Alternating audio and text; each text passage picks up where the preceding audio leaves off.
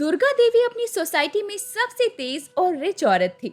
बड़े बड़े लोगों के साथ उनका उठना बैठना था।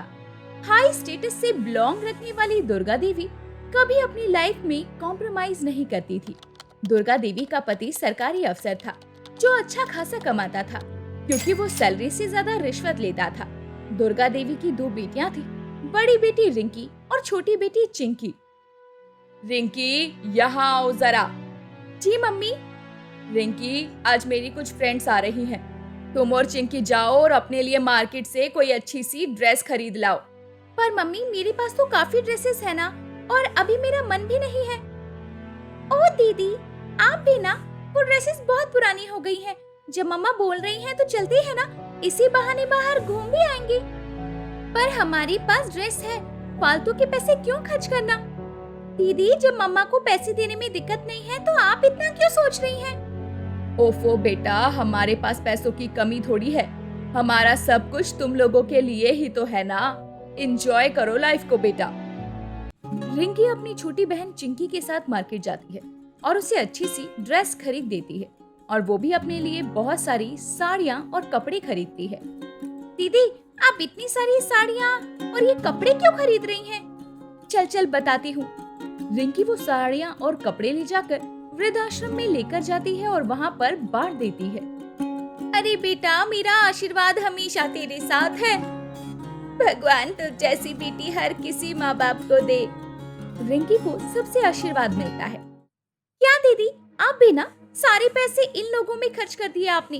अब मम्मा की सहेलियों के सामने भिखारी बनकर आओगी क्या? चिंकी गुस्से में पैर पटकती हुई वहाँ से चली जाती है। शाम को दुर्गा देवी की सारी सहेलियाँ डिनर पर आती है और बात बात पर शादी की बात आ जाती है। दुर्गा, तेरी बेटियां तो काफी बड़ी हो गई है, शादी वादी कब कर रही है इनकी? बस कोई अच्छा सा सरकारी नौकरी करने वाला लड़का मिल जाए तो मैं इनकी शादी करूं। दुर्गा की सहेली बताती है कि एक लड़का है, सरकारी नौकरी में, काफी रिच लोग हैं वो। दूसरे दिन लड़के वाले दुर्गा देवी के घर आते हैं और रिश्ता पक्का करके चले जाते हैं। पर दुविधा ये थी कि उन्हें दुर्गा देवी की छोटी बेटी चिंकी पसंद आई थी। अगर तू ऐसे ही लड़के वालों के सामने आती रही तो तेरी तो शादी होने से रही। पर मम्मी, लड़का अच्छा तो होना चाहिए ना, सरकारी नौकरी से क्या होता है? देख, मैंने कह दिया कि तू शादी करेगी तो सिर्फ सरकारी नौकरी वाले लड़के से करेगी। अब जा सीख अपनी बहन से कुछ। रिंकी एक दिन अनाथ आश्रम गई हुई थी, अनाथ बच्चों के लिए मिठाइयाँ और कपड़े लेकर। तभी वहाँ उसकी मुलाकात राजीव से होती है। राजीव बहुत अच्छा लड़का था, वो भी बच्चों के लिए मिठाइयाँ और कपड़े लेकर आया हुआ था। हेलो। हेलो। आपको मैंने पहली बार देखा है, लगता है आप यहाँ पर नए आए हैं। जी, मैं हूँ तो यहीं का, पर यहाँ पर पहली बार आया हूँ। अच्छा लगा आपको यहाँ देखकर। दोनों में कुछ देर बातें होती है, फिर फ्रेंडशिप हो जाती है। दोनों में कब प्यार हो जाता है पता ही नहीं चलता। रिंकी, मैं तुमसे शादी करना चाहता हूँ। मैं भी तुमसे प्यार करती हूँ राजीव, पर हमारी शादी नहीं हो सकती। पर क्यों? मुझ में क्या कमी है? मेरी मम्मी मेरी शादी सिर्फ एक सरकारी नौकरी वाले से करवाना चाहती है। रिंकी, मेरी सरकारी नौकरी तो नहीं है, लेकिन मेरा खुद का बिजनेस है। मैं जानता हूँ अभी इतना बड़ा नहीं है, लेकिन मैं खूब मेहनत करूँगा और तुम्हें किसी चीज की कोई कमी नहीं होने दूंगा। और मैं आज ही अपने पेरेंट्स को तुम्हारी मम्मी के यहाँ शादी की बात करने भेजता हूँ। राजीव के पेरेंट्स दुर्गा देवी से शादी की बात करते हैं, लेकिन वो नहीं मानती। दुर्गा देवी रिंकी की शादी किसी सरकारी ऑफिसर से तय कर देती है, लेकिन रिंकी को वो रिश्ता पसंद नहीं आता और वो राजीव के साथ भागकर शादी कर लेती है। इस लड़की ने तो हमारी नाक ही नीची कर दी। दुर्गा, तू भी ना सरकारी नौकरी के पीछे ही पड़ गई है। अच्छा लड़का है राजीव, मैंने बहुत सुना है उसके बारे में। खुश है रिंकी राजीव के साथ। अब हमें चिंकी की शादी भी कर देना चाहिए। दुर्गा देवी चिंकी की शादी सरकारी ऑफिसर से करवा देती है। दोनों अपनी अपनी जिंदगियों में खुश थी। दुर्गा इस बात से खुश थी कि उसकी एक बेटी की शादी तो सरकारी ऑफिसर से हो गई, लेकिन दुखी भी थी कि उसकी बड़ी बेटी ने छोटे से व्यापारी से शादी कर ली। सुनिए जी, काफी दिन हो गए हैं दोनों बेटियों को देखे। आप उन्हें फोन करिए और कहिए घर आने को। रमाकांत फोन लगाता है और दोनों बेटियां अपने अपने पतियों के साथ आ जाती है। हाय मेरी बच्ची, कितनी सूख गई है। दुर्गा, मेल मिलाप बाद में कर लेना, अभी हमारे दोनों दामाद पहली बार घर आए हैं, इनकी खूब खातिरदारी करो। दुर्गा देवी अपने छोटे दामाद को खुद से पानी देती है, चाय देती है और बड़े दामाद को नौकरों के हाथ से दिलवाती है। और दामाद जी कैसे हैं आप? और आपकी नौकरी तो अच्छी चल रही है ना? जी मॉम, मेरी नौकरी बहुत बढ़िया चल रही है। हाँ बेटा, अच्छे लोगों के साथ सब अच्छा ही होता है। और सरकारी नौकरी कोई फुटपाथ पर थोड़ी मिलती है, उसके लिए तो खूब मेहनत करनी पड़ती है। अब कुछ लोगों को तो लगता है कि मिठाई बेचने से उनका बड़ा नाम होगा।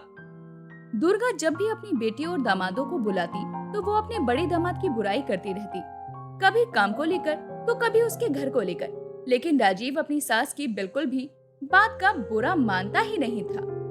मैंने आज तुम लोगों के लिए पार्टी रखी है, तुम लोग रेडी होकर पार्टी में आ जाना। शहर भर के बड़े बड़े लोग इस पार्टी में आने वाले हैं। और हाँ रिंकी, ये ले पैसे और मार्केट जाकर अपने लिए और अपने मिठाई बेचने वाले पति के लिए कुछ अच्छे कपड़े खरीद लाना। मेरी नाक मत कटवाना पार्टी में। रिंकी की आंखों में आंसू आ जाते हैं और वो बैग पैक करके जाने लगती है। तभी उसके पापा उसके पास आते हैं। बेटा, आज और रुक जा, वरना इस पूरी पार्टी में हमारी बदनामी हो जाएगी। तेरी माँ को मैं जिंदगी भर से देख रहा हूँ, वो तब नहीं सुधरी, अब क्या सुधरेगी। ठीक है पापा। दोनों की बातें हो रही थी कि तभी वहाँ राजीव बड़े बड़े बॉक्स लेकर आता है। राजीव, ये सब क्या है? रिंकी, मम्मी जी हमारी शादी की खुशी में पार्टी रख रही है ना, तो मैंने सोचा अपनी दुकान से अपने हाथों की बनी मिठाई सबको खिलाऊं, इसीलिए ले आया। पार्टी शुरू होती है और सब खाना शुरू करते हैं। सभी लोगों को मिठाइयों का टेस्ट काफी अच्छा लगता है। पार्टी में जाने माने शहर के लोग आए हुए थे। सब मिठाई की खूब तारीफ करते हैं। वाह भाभी, इस मिठाई का तो कोई जवाब ही नहीं है। किसने बनाई है ये मिठाई? मेरे पास उसके लिए बहुत बड़ा ऑफर है। दुर्गा देवी सभी हलवाइयों को बुलवाती है, लेकिन किसी ने भी वो मिठाई बनाई ही नहीं होती, तो कोई बताएगा क्या? दरअसल ये मिठाई हमारे दामाद ने बनाई है। और इस तरह राजीव को मिठाई बनाने का एक बहुत बड़ा ऑर्डर मिल जाता है और दूसरी तरफ पुलिस भी आ जाती है। क्या हुआ इंस्पेक्टर साहब? यहाँ बबलू कौन है? जी हमारा दामाद। लेकिन हुआ क्या है, बताइए तो। उनके खिलाफ हमारे पास वारंट है। इन्होंने पैसे देकर सरकारी नौकरी हासिल की है। हम उन्हें गिरफ्तार करने आए हैं। पुलिस उसे अरेस्ट करके ले जाती है। उसकी नौकरी चली जाती है और 20 साल के लिए वो जेल में बंद हो जाता है। चिंकी रास्ते पर आ जाती है। दूसरी तरफ राजीव का व्यापार बढ़ने लगता है और वो बहुत अमीर हो जाता है। तब जाकर दुर्गा का वहम टूटता है और वो राजीव को अपना लेती है। उसे सच्चाई और ईमानदारी का महत्व समझ में आता है।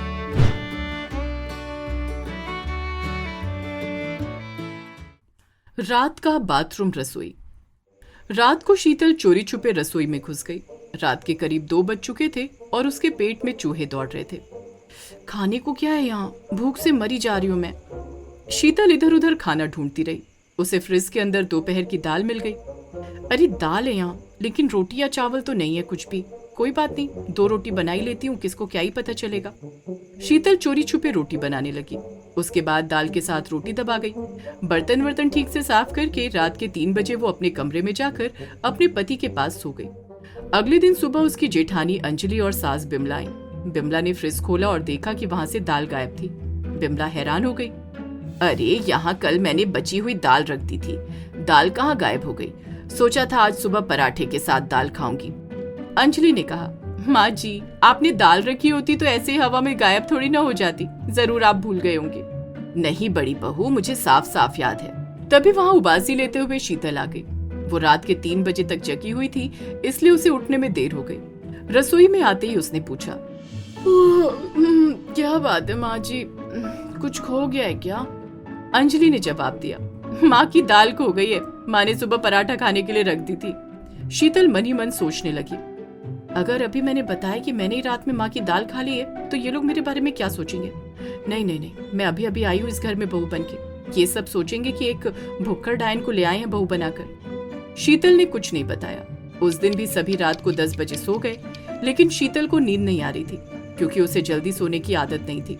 अपने मायके में वो रात के 2-3 बजे तक जागा करती थी और रात को जागने की वजह से उसे तेज की भूख भी लगती थी।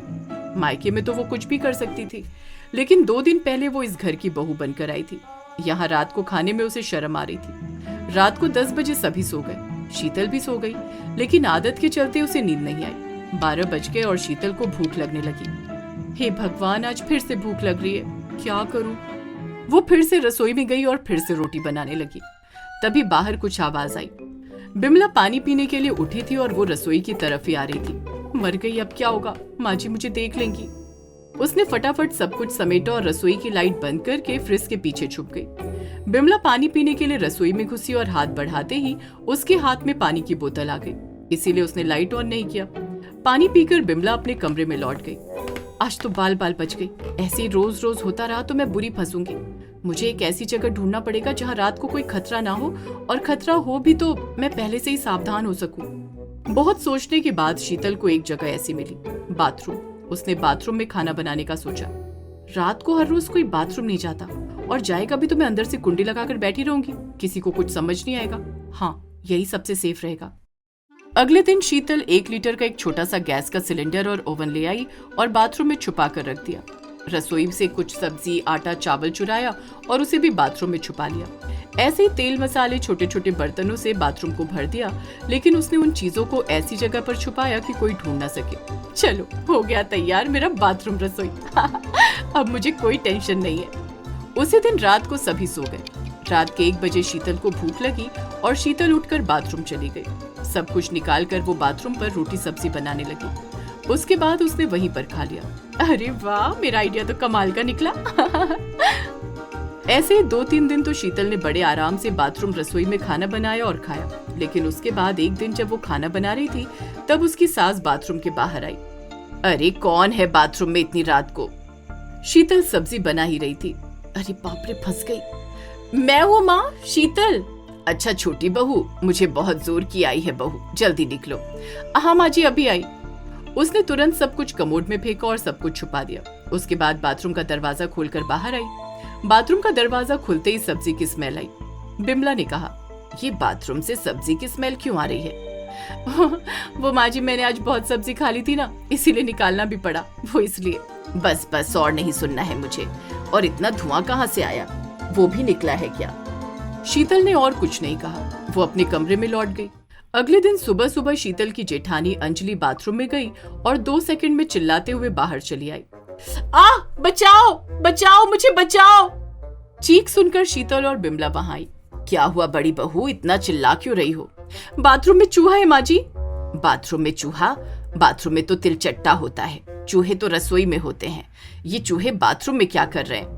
पता नहीं माँ जी, आप भगा दीजिए ना चूहे को, मुझे चूहों से बहुत डर लगता है। क्या तुम भी एक चूहे को देखकर डर गई हो? ये बोलते हुए बिमला बाथरूम में घुसी और अपनी चप्पल से चूहे को मारने गई। चूहे ने भाग दौड़ मचा दिया और तभी तुरंत बाथरूम के कोने कोने से चूहे निकलकर भागने लगे। किसी चूहे के मुंह में आलू था तो किसी के मुंह में सब्जी के अवशेष थे। आहा, ये सब क्या हो रहा है? ये बाथरूम में खाना कहाँ से आ रहा है? आहा। तभी एक चूहे ने छलांग लगाई और शीतल का गैस, ओवन, बर्तन सब कुछ बिखर गया। तेज आवाज आई। किसी को कुछ समझ नहीं आ रहा था कि बाथरूम में ये सब आया कहाँ से, और तभी शीतल जोर जोर से रो पड़ी। माफ कर दीजिए मुझे, माफ कर दीजिए। तू क्यों रो रही है छोटी? ये सब मेरे ही है। और उसके बाद शीतल ने सब कुछ बता दिया। ये सुनकर अंजलि और बिमला हंसने लगी। बस इतनी सी बात? वही तो, बस इतनी सी बात। तुम हमें बोल नहीं पाई बहू, हम क्या पराए हैं? अब से मैं तेरे लिए ज्यादा खाना बनाकर रख दूंगी, तुझे बाथरूम रसोई चलाने की जरूरत नहीं पड़ेगी। आप दोनों मेरा मजाक उड़ा लो, लेकिन बाहर किसी को मत बताना प्लीज। ठीक है, लेकिन बहू, ये रात जागने की आदत ठीक नहीं है, इसे धीरे धीरे बदल लो। इसी तरह शीतल की बाथरूम रसोई का भांडा फूट गया और अंजलि उसके लिए ज्यादा खाना बनाने लगी। शीतल को बहुत प्यार मिला। वो धीरे धीरे अपने रात जागने की आदत ठीक करने लगी। इसी तरह वो सब खुशी खुशी रहने लगे।